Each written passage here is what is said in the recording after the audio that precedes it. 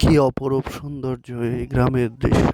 আঁকাবাঁকা মেঠো পথ ধরে গ্রামের রাস্তা অসাধারণ সুন্দর, চোখে পড়ার মতো। আর বিশেষ করে বর্ষাকালে অসম্ভব সুন্দর রাস্তা।